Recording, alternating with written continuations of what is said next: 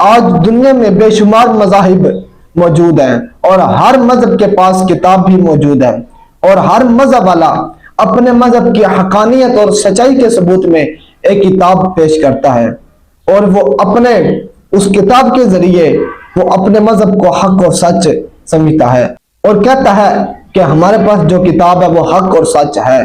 اے ایمان والوں، زبور، تورات اور انجیل بے شک تنزل من السماء ہی ہے۔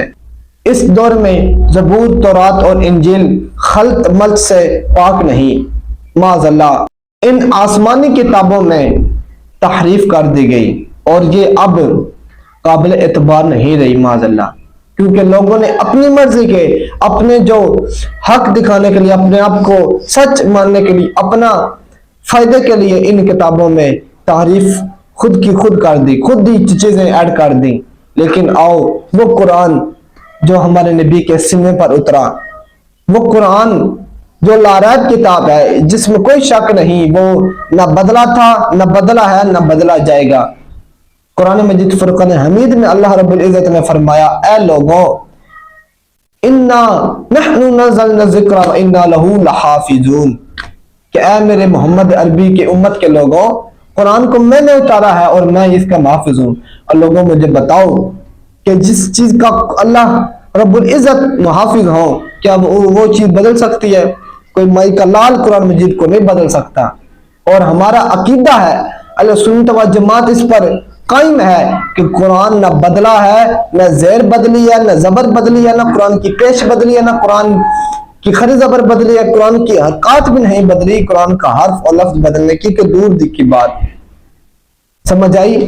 آج میں دعوے سے کہہ رہا ہوں، تم دنیا کی کتنی کتابیں ہیں ساری اپنے سامنے رکھو اور کہ ان سب کتابوں سے سوال کرو، اپنے وہ سوال کرو جو آپ چاہتے ہو، سوال کرو، اے کتاب تو کہاں سے آئی، تو کیوں آئی، کس کے پاس آئی، کس کی طرف سے آئی، کس مہینے میں آئی، کس رات کو آئی؟ وہ کتاب جواب دے گی نہیں، لیکن آپ قرآن سے پوچھ، قرآن جواب دیتا ہے۔ میرے نبی پر اتنے والا جو کلام ہے وہ کتاب دیتا ہے۔ اور میں یہاں ایک بات آپ کو بتا دوں، یہ جتنے بھی سائنسدان، جتنے بھی ٹائگون، یہ جتنے بھی بڑے بنے بیٹھے ہیں، جتنے بھی ان کی یہ سوچیں، یہ کام ٹیکنالوجی کر رہے ہیں، یہ سب قرآن مجید سے ہی نکلے ہیں۔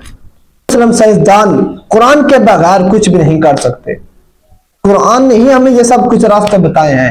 قرآن میں ہر چیز موجود ہے، لیکن ہم پڑھیں، ہم سمجھیں، ہم عمل کریں تو تب نا۔ آئے قرآن سے سوال کرتے ہیں، جو مین ٹاپک تھا گفتگو کا۔ قرآن سے میں پوچھتا ہوں کہ قرآن بتا تیرا نام کیا ہے؟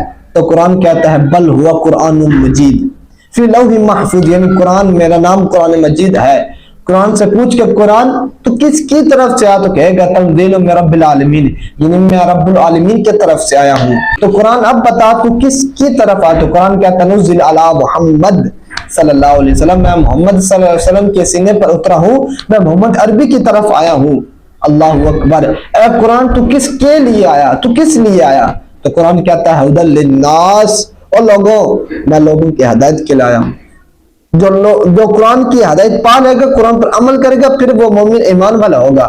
اس لیے یہاں کیا ہے؟ ہدی للناس، لوگوں کی، سارے لوگ شامل ہیں اب اس میں، ہر مذہب کا لوگ شامل ہے۔ وہ قرآن کو پڑھے، ہدایت پا جائے، پھر وہ ایمان والا ہوگا، پھر وہ اس زمرے میں آئے گا، اس آیت کے زمرے میں آ جائے گا، یا ایھا الذین آمنوا اتقوا اللہ، ایمان والو اللہ سے ڈرو۔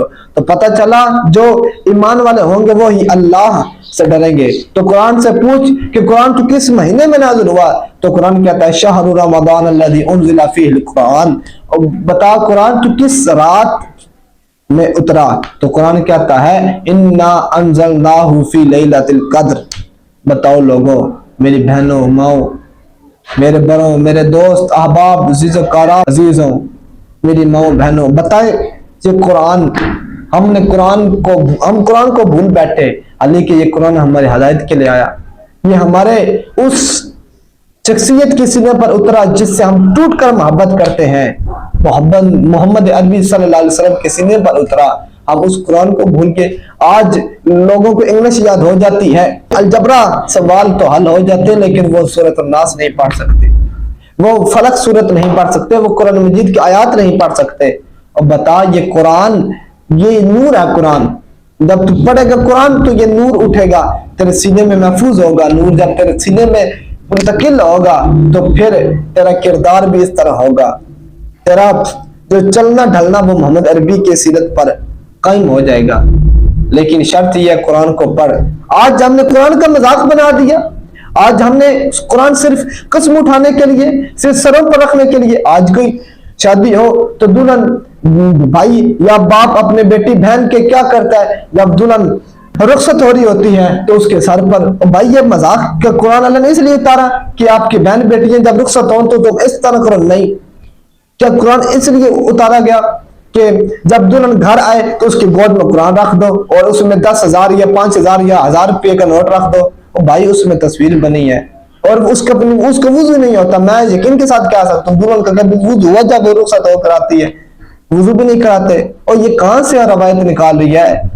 1400 साल पहले जो रवायत थी वो तो ये थी, सुबह उठकर भी कुरान पाक पढ़ना, हर नमाज के बाद कुरान पाक पढ़ना, साल में कम से कम 2 कुरान मजीद खत्म करना। लेकिन आज बस हमने अलमारियों में रख देने हैं, जब माह रमजान आना है उठा लेना है, साफ कर देना है, ज़ियारत कर देनी है, चूम लेना है, बहुत ले लेना है, बस इतना ही। भाई कुरान पढ़ने के लिए है, वरतिल कुरान तरतीला, कुरान की तिलावत किया करे कुरान पढ़ने के लिए। लेकिन हम आज भूल बैठे। आज हमारे पास अखबारें पढ़ने का टाइम है, ये खबरें पढ़ने का तो टाइम है, कुरान पढ़ने का टाइम नहीं। और भाई तुझे क्या कुरान से नहीं हर चीज मिलती?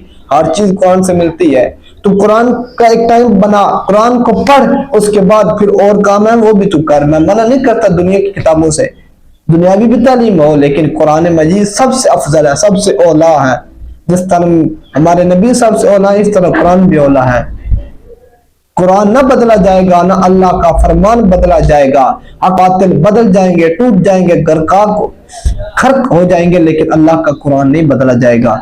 मैं दुआ करता हूँ कि आप मेरी इन बातों पर अमल करेंगे। अल्लाह ताला मुझे भी और आपको अमल करने की तौफीक अता फरमाए।